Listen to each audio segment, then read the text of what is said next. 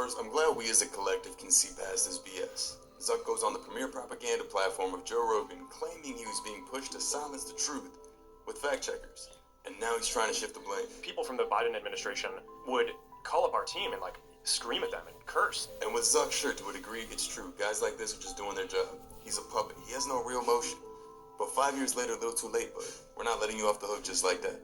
And notice how he brings up the Biden administration. See how they always try to make it a political thing? Just like the TikTok ban being lifted by Trump as if he's some golden calf idol. And what's really interesting is why doesn't Joe Rogan ask Zuck about his connections with DARPA, the Defense Advanced Research Project Agency of the United States Department of Defense? Now, DARPA had created something called LifeLog. And what was LifeLog? It's in the name. It was a program that's entire goal was to keep an electronic database of logging someone's entire life. Every activity, every book you read, every relationship you interact in, GPS monitoring, even biometric data. Sounds horrifying, right? Well, fortunately for us, it was shut down by the Pentagon February 4th, 2004. But here's the caveat.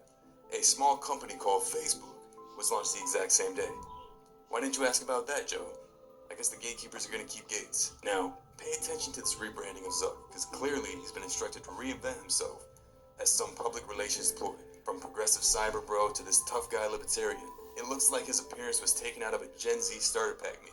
Give him a Cuban link, a broccoli haircut, an oversized t-shirt, and he can infiltrate the minds and bodies of future generations to adopt their brain-rotting immersive experiences and transhumanist technologies. And when it comes to Joe, a lot of people seem to forget about Operation Mockingbird, but let's go a bit deeper.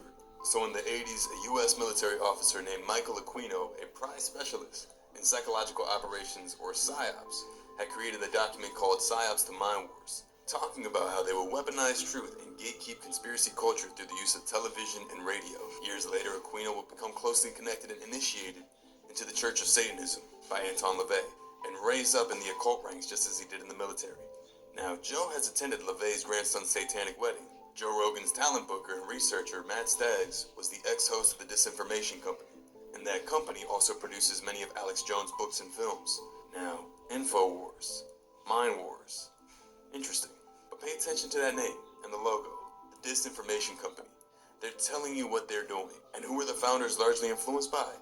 Anton LaVey and Aleister Crowley. Now, if you follow the money, you'll see many large names like George Soros and the Rockefellers are funding many sources of Joe, and from many angles. Fill in the blank, whatever ridiculous conspiracy.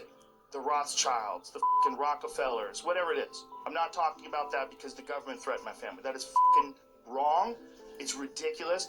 And now you put it out there. Someone sent me some stuff this morning, like, look what this crazy she's tweeting. Or something about George Soros. As soon as I read Soros, I put the phone down, I walk away, because it's all like lizard people and Alex Jones and interdimensional child molestation. George Soros is controlling the marijuana, and I can't, I'm out. I think CIA Director William Kobe said it best. The CIA owns everyone of significance in the media. Cringe doesn't describe this well enough. This is how you design and influence many generations to come.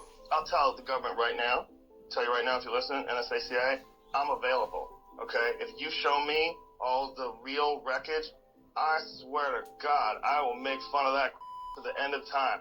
I'll make up stories. I'll lie to my mother. I don't care. Was taking money from the pharmaceutical industry too. I think they gave you $100 million. But he can't be bought, unlike most of the politicians in this country. President Trump was taking money from the pharmaceutical industry too. I think they gave you $100 million. I think they gave you $100 million.